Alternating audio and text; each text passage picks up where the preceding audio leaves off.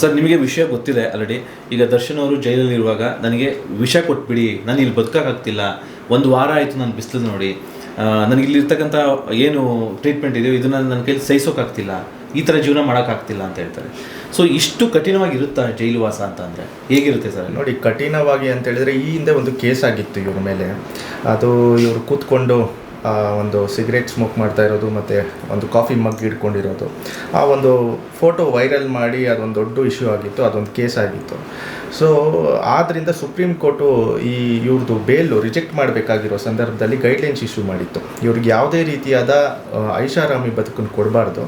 Normal prisoner ಯಾರು ಇರ್ತಾರೆ ಅವರು ಹೆಂಗೆ ದಿನನಿತ್ಯ ಅವ್ರದ್ದು ಜೀವನ ನಡೆಯುತ್ತೆ ನಮ್ಮ ಜೈಲಲ್ಲಿ, ಅದೇ ರೀತಿ ಇವ್ರನ್ನೂ ನೀವು ಮಾಡ್ಕೊಂಡು ಹೋಗ್ಬೇಕು, ನೋಡ್ಕೊಂಡು ಹೋಗಬೇಕು ಅಂತ ಹೇಳಿಬಿಟ್ಟು ಒಂದು ಗೈಡ್ಲೈನ್ಸು ಇಶ್ಯೂ ಮಾಡಿತ್ತು. ಅದ್ರ ಪ್ರಕಾರ ಈಗ ನಾರ್ಮಲ್ ಪ್ರಿಸ್ನರ್ ಥರ ಇವ್ರನ್ನ ಈಗ ಟ್ರೀಟ್ ಮಾಡ್ತಾ ಇದ್ದಾರೆ ಅಂತ ಕಾಣುತ್ತೆ. ಸೊ ಹಾಗಂತ ಆರ್ಟಿಕಲ್ 21 ಏನು ಹೇಳುತ್ತೆ ಅಂತ ಹೇಳಿದ್ರೆ, ರೈಟ್ ಟು ಲೈಫ್ ಹೇಳುತ್ತೆ, right to life and personal liberty. So ಇವ್ರಿಗೆ ಬ್ಯಾರೆಕ್ ಒಳಗಡೆನೇ ಇರಿ, ನಾವು 24 ಗಂಟೆ ನಿಮ್ಮನ್ನು ಲಾಕ್ ಮಾಡಿರ್ತೀವಿ, ಆಚೆನೇ ಬಿಡಲ್ಲ. ಸೊ ಇದನ್ನೆಲ್ಲ ಯಾರೇ ಆಗಲಿ ಮಾಡೋಂಗಿಲ್ಲ. ಓಕೆ, ಯಾಕಂದರೆ ನಮಗೆ ಕಾನ್ಸ್ಟಿಟ್ಯೂಷನಲ್ ರೈಟ್ ಇದೆ. ಅದು ಅಂಡರ್ ಟ್ರಯಲ್ ಪ್ರಿಸ್ನರ್ ಆಗಿರಲಿ, ಕನ್ವಿಕ್ಟೆಡ್ ಪ್ರಿಸ್ನರ್ ಆಗಿರಲಿ, ನಮಗಾಗಿರಲಿ, ನಿಮಗಾಗಿರಲಿ, ಯಾರಿಗೇ ಆಗಿರಲಿ, ಅದೊಂದು ಕಾನ್ಸ್ಟಿಟ್ಯೂಷನಲ್ ರೈಟ್ ಅದು. ಸೊ ಅದನ್ನು ವೈಲೇಟ್ ಮಾಡೋದಕ್ಕೆ ಯಾರಿಗೂ ಹಕ್ಕಿರಲ್ಲ. ಸೊ ಇಲ್ಲಿ ಈ ಒಂದು ಕೇಸಲ್ಲಿ ಈಗ ಏನು ದರ್ಶನ್ ಸೆಕೆಂಡ್ ಟೈಮ್ ಏನು ಹೋಗಿದ್ದಾರೆ, ಸೊ ಅವ್ರಿಗೆ ಎಲ್ಲ ರೀತಿಯಾದ ಒಂದು ಫಸ್ಟ್ ವ್ಯವಸ್ಥೆ ಮಾಡಿಕೊಟ್ಟು ಈಗ ಯಾವುದೇ ರೀತಿ ಕೊಡ್ತಾ ಇಲ್ಲ ಅಂತ ಹೇಳ್ತಾ ಇದ್ದಾರೆ. ಬಟ್ ಇದು ನಾರ್ಮಲ್ಲಾಗಿ ಹಿಂಗೆ ಅಂಡರ್ ಟ್ರಯಲ್ ಪ್ರಿಸ್ನರ್ಸು ಹಿಂಗೆ ಇರ್ತಾರೆ. ಬಟ್ ಅವ್ರಿಗೆ ಆಚೆ ಬಿಡೋದಾಗಲಿ, ಓಡಾಡೋಕ್ಕೆ ವ್ಯವಸ್ಥೆ ಮಾಡೋದಾಗಲಿ ಅದೆಲ್ಲ ಎಲ್ಲರೂ ಮಾಡ್ತಾರೆ. ಇವರು ಒಬ್ಬರಿಗೆ ಬಿಡೋದಂತ ಅಲ್ಲ, ನಾರ್ಮಲ್ ಸಾಮಾನ್ಯ ವ್ಯಕ್ತಿಗಳಿಗೂ ಆಗುತ್ತೆ. ಬೆಳಗ್ಗೆ 7:00 ಗೇಟ್ ಓಪನ್ ಮಾಡ್ತಾರೆ. ಓಕೆ, ಗೇಟ್ ಓಪನ್ ಮಾಡಿದಲ್ಲಿ ಅವರು ಆಚೆ ಕಡೆ ಅವ್ರಿಗೆ ಲೈಬ್ರರಿ ಇರುತ್ತೆ, ದೇವಸ್ಥಾನ ಇರುತ್ತೆ, ಅದಾದ ನಂತರ ಅಲ್ಲಿ ಬೇಕ್ರಿ ಇರುತ್ತೆ, ಇವೆಲ್ಲ ಇರುತ್ತೆ. ಅವರು ಅದನ್ನ ಎಲ್ಲಾನು ಯೂಸ್ ಮಾಡ್ಕೊಬೋದು. ಅವ್ರ ಹತ್ರ ದುಡ್ಡಿದ್ರೆ ಅದನ್ನ ಯೂಸ್ ಮಾಡ್ಕೋಬೋದು. ಫೋನ್ ಇರುತ್ತೆ, ವೀಕ್ಲಿ 2 times ಫೋನ್ ಮಾಡ್ಬೋದು ಅಂತ ಪ್ರಿಸನ್ ಮ್ಯಾನ್ಯುವಲ್ ಹೇಳುತ್ತೆ, ಅವ್ರ ಮನೆಯವ್ರಿಗಾಗಲಿ ಬೇರೆ ಅವರ ವಕೀಲರಿಗಾಗಲಿ. ಸೊ ಇದೆಲ್ಲ ಒಂದು ಕಾನ್ಸ್ಟಿಟ್ಯೂಷನಲ್ ರೈಟು ಮತ್ತು ಪ್ರಿಸನ್ ಮ್ಯಾನ್ಯುವಲ್ ಅಂಡರಲ್ಲಿ ಪ್ರಿಸ್ಕ್ರೈಬ್ ಆಗಿರ್ತಕ್ಕಂಥ ಒಂದು ರೈಟು. ಸೊ ಇದು ಯಾವುದೂ ಇವರು ಎಕ್ಸ್ಟ್ರಾ ಈ ಸುಪ್ರೀಂ ಕೋರ್ಟ್ ಹೇಳಿದೆ ಅನ್ನೋ ಒಂದೇ ಕಾರಣಕ್ಕೆ ಏನು ಮಾಡಿದ್ದಾರೆ, ತುಂಬ ಟೈಟ್ ಮಾಡೋಕ್ಕೆ ಹೋಗಿದ್ದಾರೆ. But it is unacceptable in the law. Okay, ಇದನ್ನ ಯಾವುದು ಮಾಡುವಂಗಿಲ್ಲ, ಇದು ಸಂವಿಧಾನದ ವಿರುದ್ಧ. ಸೊ ಏನೇನು ಮಿನಿಮಮ್ ರೈಟ್ಸ್ ಏನೇನಿದೆ ಅಕ್ಯೂಸ್ಡ್ಗೆ, ಅದು ಯಾರೇ ಆಗಿರಲಿ, ದರ್ಶನ್ ಆಗಿರಲಿ, ಬೇರೆ ಯಾರೇ ಆಗಿರಲಿ, ಅದು ಕೊಡಲೇಬೇಕಾಗಿರುತ್ತೆ. ಸೊ ಅದರ ಪ್ರಕಾರ ಅವರ ಪರವಾದ ವಕೀಲರು ಅರ್ಜಿಯನ್ನು ಸಲ್ಲಿಸ್ಕೊಂಡಿದ್ರು. ಈಗಾಗಲೇ ಮಾನ್ಯ ನ್ಯಾಯಾಲಯ 57th ಕೋರ್ಟ್ ಅನಿಸುತ್ತೆ, city civil and sessions court ಅದನ್ನು ಅಲೌ ಮಾಡಿದೆ. ಪೆಟಿಷನ್ನ ಅಲೌ ಮಾಡಿಬಿಟ್ಟು ಅವ್ರಿಗೆ ಏನೇನು ಬೇಸಿಕ್ ಕಮ್ಯುನಿಟೀಸ್ ಇದೆ ಅದು ಕೊಡಲೇಬೇಕು ಅಂತ ಹೇಳ್ಬಿಟ್ಟು ಆರ್ಡ್ರನ್ನ ಪಾಸ್ ಮಾಡಿದೆ. ಸೊ ಅಂದರೆ ಮುಂಚೆ ಅವ್ರಿಗೆ ಏನು ಬೇಸಿಕ್ ಕೊಡಬೇಕಾಗಿತ್ತು ಅದು ಯಾವುದು ಸಿಗ್ತಿರ್ಲಿಲ್ಲ ಅಂತ ಅವ್ರಿಗೆ? ಅದು ಯಾವುದು ಸಿಗ್ತಾ ಇರಲಿಲ್ಲ. ಯಾಕಂತ ಹೇಳಿದ್ರೆ ಸುಪ್ರೀಂ ಕೋರ್ಟು ಭಾರಿ ಸ್ಟ್ರಿಕ್ಟಾಗಿ ಹೇಳಿತ್ತು ಅನ್ನೋ ಒಂದು ಕಾರಣಕ್ಕೆ. ನೋಡಿ, ಈ ಹಿಂದೆ ಏನಾಗಿತ್ತು, ಇವರು ಒಂದು ಮಗ್ಗು ಇಟ್ಕೊಂಡು ಸಿಗರೇಟ್ ಇಟ್ಕೊಂಡು ಕೂತಿದ್ರು. ಅದೇನು ದೊಡ್ಡ ವಿಚಾರ ಏನಲ್ಲ ನಮ್ಮ ಪ್ರಕಾರ. It is A normal thing. ಈಗ ಒಳಗಡೆ ಇದನ್ನು ಇಷ್ಟು ದೊಡ್ಡ ಇಶ್ಯೂ ಮಾಡಿದ್ರಲ್ಲ, ದರ್ಶನ್ನ ಇಟ್ಕೊಂಡು ಇಷ್ಟು ದೊಡ್ಡ ಇಶ್ಯೂ ಮಾಡಿದ್ರು ಇದನ್ನು, ಮತ್ತು ತುಂಬ ಐಷಾರಾಮಿಯಾಗಿ ಇವರು ಜೀವನ ಮಾಡ್ತಾ ಇದ್ದಾರೆ. ಒಳಗಡೆ ಇದ್ರೂ ಅಷ್ಟೇ, ಹೊರಗಡೆ ಇದ್ರೂ ಅಷ್ಟೇ, ಇವ್ರಿಗೆ ಯಾವುದೇ ರೀತಿಯಾದ ಪನಿಷ್ಮೆಂಟ್ ಆಗ್ತಾ ಇಲ್ಲ. ಸೊ ಹಿಂಗೆಲ್ಲ ಮಾತಾಡಿದ್ರು. ನೋಡಿ, ಒಳಗಡೆ ಸಿಗರೇಟ್ ಹೋಗಿದೆ ಅಂತ ಹೇಳಿದ್ರೆ ಅದು ಯಾರು ತಪ್ಪು? ದರ್ಶನ್ ತಪ್ಪಾ?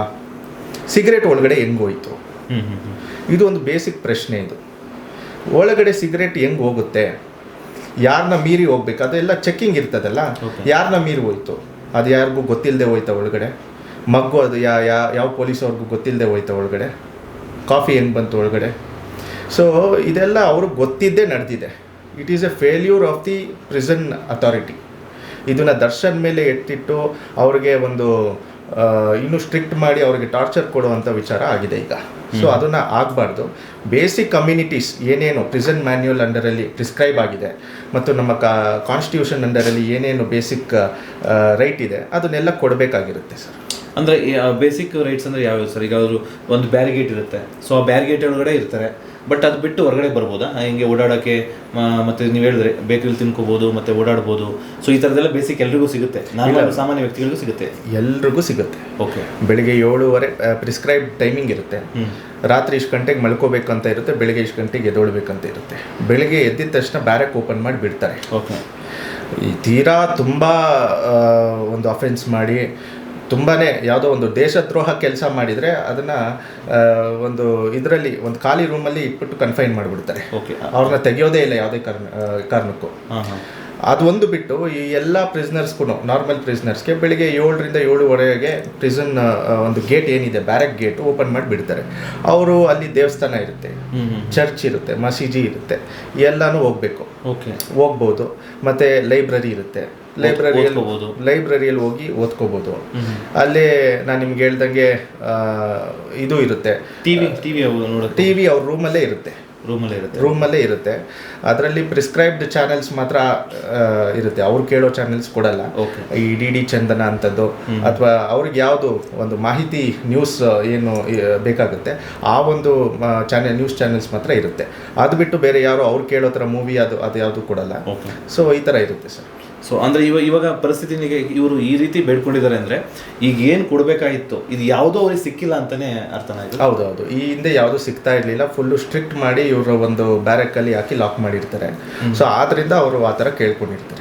ಈಗ ಜೈಲ್ ಅಂದಮೇಲೆ ಏನು ಬೇಸಿಕ್ ಪ್ರಿಸನ್ ಮ್ಯಾನ್ಯುವಲಲ್ಲಿ ಏನಿದೆ ಅದನ್ನು ಫಾಲೋ ಮಾಡಬೇಕು ಅಂತ ಕೇಳ್ಕೊತಾ ಇರೋದು ಅಷ್ಟೇ. ಏನು ಎಕ್ಸ್ಟ್ರಾ ಏನು ಒಂದು ಅಮ್ಯುನಿಟೀಸ್ ಕೊಡಿ ಅಂತ ಕೇಳ್ಕೊತಾ ಇಲ್ಲ. ಬೇಸಿಕ್ ಕಮ್ಯುನಿಟೀಸ್ ಏನೇನಿದೆ ಅದನ್ನು ಪ್ರೊವೈಡ್ ಮಾಡಿ ಅಂತ ಕೇಳ್ಕೊತಾ ಇರೋದು ಹೊರತು ಇನ್ನೇನು ಇಲ್ಲ. ಈಗ ಈ ಹಿಂದೆ ಒಂದು ಯಾವುದೋ ಒಂದು ಸಿಗರೇಟ್ ಸ್ಮೋಕ್ ಮಾಡ್ತಾ ಇರೋದನ್ನ ಇಟ್ಕೊಂಡು ಅದನ್ನೇ ದೊಡ್ಡ ವಿಷಯ ಮಾಡಿ ಇದು ಮಾಡಿದ್ರೆ ಇದು ಸರಿಯಲ್ಲ. ಯಾಕಂದರೆ ಒಳಗಡೆ ಸಿಗರೇಟ್ ಹೋಗೋ ಕಾರಣ ಯಾರು? Jail authorities. ಒಳಗಡೆ ಹೆಂಗೆ ಹೋಯ್ತು, ಅವ್ರನ್ನ ಮೀರಿ ಹೆಂಗೆ ಹೋಯ್ತು? ಅಲ್ಲಿ ಚೆಕ್ಕಿಂಗ್ ಇರುತ್ತೆ, ಮತ್ತು ಕಂಪ್ಯೂಟ್ರು ಇದು ಚೆಕ್ ಮಾಡ್ತಾರೆ, ಬಾಡಿ ಚೆಕ್ ಮಾಡ್ತಾರೆ. ಓಕೆ, ಸೊ ಇವೆಲ್ಲ ಚೆಕ್ ಮಾಡಿನೇ ಒಳಗಡೆ ಬಿಡೋದು. ಸಿಗರೇಟ್ಸ್ ಹೆಂಗೆ ಹೋಯ್ತು, ಅವ್ರನ್ನ ಮೀಡಿ ಹೋಗೋಕ್ಕೆ ಚಾನ್ಸೇ ಇರಲ್ಲ. ಅದನ್ನು ಹೋಗಿದೆ ಅಂದಮೇಲೆ it is a failure of the prison authorities. ಅದು ದರ್ಶನ್ ತಲೆ ಮೇಲೆ ಬರಲ್ಲ. ಸೊ ಅದನ್ನು ಒಂದೇ ಒಂದು ಹಿಡ್ಕೊಂಡು ಅವ್ರನ್ನ ಟಾರ್ಗೆಟ್ ಮಾಡೋದು ಎಷ್ಟರ ಮಟ್ಟಿಗೆ ಸರಿ ಅನ್ನೋದು ಒಂದಿದೆ. ಸರ್, ಇವಾಗ ಅವರು ಆ್ಯಕ್ಚುಲಿ ಯಾವಾಗ ವಿಡಿಯೋ ಕಾನ್ಫರೆನ್ಸ್ ಮುಖಾಂತರ ವಿಡಿಯೋ ಕಾಲಲ್ಲಿದ್ದರು ಟ್ರಯಲ್ಸ್ ನಡಿಬೇಕಾದ್ರೆ ಜಡ್ಜ್ ಮುಂದೆ ಕೇಳ್ಕೊಂಡಾಗ ಇವಾಗ ಕೆಲವೊಂದು ಸಡಿಲಿಕೆನ ಮಾಡಿದ್ದಾರೆ. ಸೊ ಇನ್ನು ಏನೆಲ್ಲ ಸಿಗ್ಬೋದು ಅವರ ಆದೇಶದಂತೆ? ಇಲ್ಲ, ಈಗ ಅವ್ರು ಕೇಳ್ಕೊಂಡಿರುವಂಥದ್ದು ಒಂದು ಹಾಸಿಗೆ ದಿಂಬು, ಹಾಸಿಗೆನೂ ಅಲ್ಲ, ಇವನ್ ದಿಂಬು ಮತ್ತು ಚಾಪೇನು ಬೆಡ್ಶೀಟ್ ಏನು ಕೇಳ್ಕೊಂಡಿದ್ದಾರೆ ಅದನ್ನು ಕೊಟ್ಟಿದೆ. ಬೇಸಿಕ್ ಅಮ್ಯುನಿಟೀಸ್ ಪ್ರಿಸನ್ ಮ್ಯಾನ್ಯುವಲ್ ಪ್ರಕಾರ ಏನೇನು ಕೊಡಬೇಕೋ ಅದನ್ನೆಲ್ಲ ಜೈಲ್ ಅಥಾರಿಟೀಸು ಚೀಫ್ ಸೂಪರ್ಡೆಂಟು ಕೊಡಲೇಬೇಕು ಅಂತ ಹೇಳ್ಬಿಟ್ಟು ಆರ್ಡರ್ ಮಾಡಿದೆ ಕೋರ್ಟು. ಸೊ ಅದನ್ನು ಕೊಡ್ತಾರೆ. ಓಕೆ ಸರ್, ಮತ್ತು ಇನ್ನೊಂದು ಇದಾಗಿತ್ತು ಅಂದರೆ ಈ ಸರ್ಕಾರೇತರ ವಕೀಲರು ಏನು ಮಾಡಿದರು, ಇವ್ರನ್ನ ಬಳ್ಳಾರಿ ಜೈಲಿಗೆ ಶಿಫ್ಟ್ ಮಾಡಬೇಕು. ಸೊ ಯಾಕೆಂದರೆ ಲಾಸ್ಟ್ ಟೈಮು ಇಲ್ಲಿ ಒಂದು ಇದಾಗಿತ್ತು, ಅಂದರೆ ರಾಜಾತಿಥ್ಯ ಸಿಗ್ತಾ ಇತ್ತು. ಸೊ ಇಲ್ಲಿ ಅವ್ರಿಗೆ ಫ್ರೀಡಮ್ ಸಿಗುತ್ತೆ, ಇಲ್ಲಿ ಬೇರೆ ಬೇರೆ ರೌಡಿಗಳ ಸಂಪರ್ಕ ಮಾಡ್ಕೋತಾರೆ, ಈ ರೀತಿಯೆಲ್ಲ ಆಗುತ್ತೆ ಅನ್ನೋ ಒಂದು ಉದ್ದೇಶಕ್ಕೆ ಅವ್ರನ್ನ ಬಳ್ಳಾರಿ ಜೈಲಿಗೆ ಶಿಫ್ಟ್ ಮಾಡಿದರು ಲಾಸ್ಟ್ ಟೈಮ್. ಸೊ ಅದೇ ಥರ ಇವಾಗಲೂ ಅವ್ರನ್ನ ಬಳ್ಳಾರಿ ಜೈಲಿಗೆ ಶಿಫ್ಟ್ ಮಾಡಬೇಕು ಅಂತ ಕೋರ್ಟ್ಗೆ ಅರ್ಜಿ ಹಾಕಿದರು. ಸೊ ಅರ್ಜಿ ಇವಾಗ ವಜಾ ಆಗಿದೆ. ಸೊ ನೆಕ್ಸ್ಟು ಅವ್ರಿಗೆ ಮತ್ತೊಮ್ಮೆ ಅರ್ಜಿ ಹಾಕುವಂಥ ಚಾನ್ಸಸ್ ಇರುತ್ತಾ ಅಥವಾ ಇದು ಇಲ್ಲಿಗೆ ಮುಗಿಯುತ್ತಾ ಈ ವಿಷಯ? ಇಲ್ಲ, ಅವ್ರಿಗೆ ಮತ್ತೊಮ್ಮೆ ಅರ್ಜಿ ಹಾಕ್ಕೊಳ್ಳುವಂತಹ ಎಲ್ಲ ಚಾನ್ಸಸ್ ಇರುತ್ತೆ. ಅವರು ಈಗ ನಿಮಗೆ ಫಾರ್ ಎಕ್ಸಾಂಪಲ್ ಹೇಳ್ಬೇಕಂತ ಹೇಳಿದ್ರೆ, ಈಗ ನಮ್ಮ ಹೈಕೋರ್ಟಲ್ಲಿ ಇವರಿಗೆ ಬೇಲ್ ಸಿಕ್ತು ದರ್ಶನ್ಗೆ, ಸುಪ್ರೀಂ ಕೋರ್ಟ್ಗೆ ಹೋಗಿ ರಿಜೆಕ್ಟ್ ಮಾಡಿದ್ರು. ಅದೇ ರೀತಿ ಇಲ್ಲಿ ಸೆಷನ್ಸ್ ಕೋರ್ಟಲ್ಲಿ ಇವರಿಗೆ ವಜಾ ಆಗಿದೆ. ಸೊ ಇವ್ರು ಇವಾಗ ಹೈಕೋರ್ಟ್ಗೆ ಅಪೀಲ್ ಮಾಡ್ಬೋದು. ಅದನ್ನು ಹೈಕೋರ್ಟ್ಗೆ ಹೋಗ್ಬಿಟ್ಟು ಇವ್ರನ್ನ ಬೆಳ್ಳಾರಿ ಜೈಲಿಗೆ ಶಿಫ್ಟ್ ಮಾಡಬೇಕು ಅಂತ ಹೇಳ್ಬಿಟ್ಟು ಅವರು ಅಪ್ಲಿಕೇಶನನ್ನು ಸಲ್ಲಿಸುವಂಥ ಎಲ್ಲ ರೈಟು ಅವ್ರಿಗಿರುತ್ತೆ. ಅಂದರೆ ಪರ್ಟಿಕ್ಯುಲರ್ ರೀಸನ್ ಕೊಟ್ಟೆ ಅವರು ಅಪ್ಲಿಕೇಶನ್ ಹಾಕ್ಬೇಕಾಗತ್ತಾ ಅಥವಾ ಸುಮ್ಮನೆ ಲಾಸ್ಟ್ ಟೈಮ್ ಅಲ್ಲಿದ್ದರು ಸೊ ಇಲ್ಲಿ ಈ ರೀತಿ ಎಲ್ಲ ಸಿಗ್ಬಹುದು ಅನ್ನೋ ಒಂದು ಉದ್ದೇಶಕ್ಕೆ ಶಿಫ್ಟ್ ಮಾಡ್ತಾರಾ? ಇಲ್ಲ, ಲಾಸ್ಟ್ ಟೈಮು ಇಲ್ಲಿದ್ದರು ಅಂದರೆ ಲಾಸ್ಟ್ ಟೈಮು ಅವ್ರು ಯಾರ್ಯಾರು ಇದ್ದರು ಇವ್ರ ಜೊತೆ ಅವ್ರು ಯಾರು ಇವಾಗ ಈ ಜೈಲಲ್ಲಿ ಇಲ್ಲ. ಓಕೆ, ಅವರೆಲ್ಲರೂ ಬೇರೆ ಬೇರೆ ಜೈಲಿಗೆ ಶಿಫ್ಟ್ ಆಗಿದ್ದಾರೆ. ಸೊ ಇವಾಗ ಯಾರು ಇವ್ರಿಗೆ ಫ್ರೆಂಡ್ಸ್ ಯಾರು ಇಲ್ಲ, ಕರೆಕ್ಟ್ ಅಲ್ವಾ? ಸೊ ಇಲ್ಲೇ ಇರ್ಬೋದಲ್ವ ಅವರು. ಸೊ ಆದ್ದರಿಂದ ಆ ಒಂದು ಬಲವಾದ ಕಾರಣ ಇರೋದ್ರಿಂದ ಇಲ್ಲಿ ರಿಜೆಕ್ಟ್ ಮಾಡಿದೆ. ಪ್ರಾಸಿಕ್ಯೂಷನ್ ಕಡೆಯವ್ರು ಏನು ಸಲ್ಲಿಸಿದ್ರು ಅಪ್ಲಿಕೇಶನ್ ರಿಜೆಕ್ಟ್ ಮಾಡಿ ಇವ್ರ ಕಡೆ ಅಪ್ಲಿಕೇಶನ್ ಎಂಟರ್ಟೈನ್ ಮಾಡಿದೆ. ಸೊ ಇವ್ರು ಇಲ್ಲೇ ಇರಬೇಕು ಅಂತ ಹೇಳ್ಬಿಟ್ಟು ಕೋರ್ಟ್ ಆರ್ಡರ್ ಮಾಡಿದೆ. ಸೊ ಸ್ನೇಹಿತರೆ, ಈಗ ನೋಡಿದ್ರಲ್ಲ, ಆ್ಯಕ್ಚುಲಿ ನಮ್ಮ ಜೊತೆ ಅಡ್ವೊಕೇಟ್ ಕಾರ್ತಿಕ್ ಅವರು ತುಂಬ ವಿಷಯನ ಹಂಚ್ಕೊಂಡ್ರು. ಏನಪ್ಪ ಅಂದರೆ ಜೈಲ್ ಅಂತ ಅಂದಮೇಲೆ ಒಂದಿಷ್ಟು ಇದಿರುತ್ತೆ, ಬೇಸಿಕ್ ನೀಡ್ಸು, ಬೇಸಿಕ್ ರಿಕ್ವೈರ್ಮೆಂಟ್ಸ್ ಏನಿದೆಯೋ ಸೊ ಅದಿಷ್ಟು ಕೊಡ್ಬೋದು. ಅಂದರೆ ಇದು ಎಕ್ಸ್ಟ್ರಾ ಅಲ್ಲ, ರಾಜಾತಿಥ್ಯ ಅನ್ನೋ ಇದ್ರ ರೀತಿ ಅಲ್ಲ. ಅಂದರೆ ಬೇಸಿಕ್ ರಿಕ್ವೈರ್ಮೆಂಟ್ಸ್ ಇರುತ್ತೆ ಪ್ರತಿಯೊಬ್ಬ ಕೈದಿ, ಇವನ್ ದರ್ಶನ್ ಅವರಾಗಿರಲಿ ಅಥವಾ ಬೇರೆ ನಾರ್ಮಲ್ ಕೈದಿ ಆಗಿರಲಿ, ವಿಚಾರಣಾಧಿ ಕೈದಿ ಆಗಿರಲಿ. ಸೊ ಅವ್ರಿಗೆ ಏನೆಲ್ಲ ಬೇಸಿಕ್ ನೀಡ್ಸ್ನ, ಬೇಸಿಕ್ ರಿಕ್ವೈರ್ಮೆಂಟ್ಸ್ನ ಕೊಡಬೇಕು ಅದನ್ನು ಕೊಟ್ಟಿರಲಿಲ್ಲ ಇಲ್ಲಿವರೆಗೂ. ಸೊ ಅದು ಇವರ ಸಂಕಷ್ಟಕ್ಕೆ, ಅವರ ಈ ಒಂದು ಮನಸ್ಥಿತಿ ಚೇಂಜ್ ಆಗಲಿಕ್ಕೆ ಕಾರಣ ಆಯಿತು. ಸೊ ಇನ್ನು ಮುಂದೆ ಜಡ್ಜ್ ಸಾಹೇಬರು ಏನು ರೂಲ್ಸಲ್ಲಿ ಇರುತ್ತೋ ಅದನ್ನು ಕೊಡೋದಕ್ಕೆ ಅವಕಾಶ ಮಾಡಿಕೊಟ್ಟಿದ್ದಾರೆ ಅನ್ನೋ ಒಂದು ಮಾಹಿತಿನ ತಿಳಿಸ್ಕೊಟ್ಟಿದ್ದಾರೆ. ಸೊ ಇದೇ ಥರ ಏನಾದರೂ ಅಪ್ಡೇಟ್ಸ್ ಇದ್ದರೆ, ಒಂದು ಮಾಹಿತಿ ಇರುವಂಥ ಒಂದು ವಿಷಯ ಇದ್ದರೆ ನಾನು ಮತ್ತೆ ನಿಮ್ಮ ಮುಂದೆ ಬರ್ತೀನಿ. ಅಲ್ಲಿವರೆಗೂ ಥ್ಯಾಂಕ್ ಯು, ಬಾಯ್.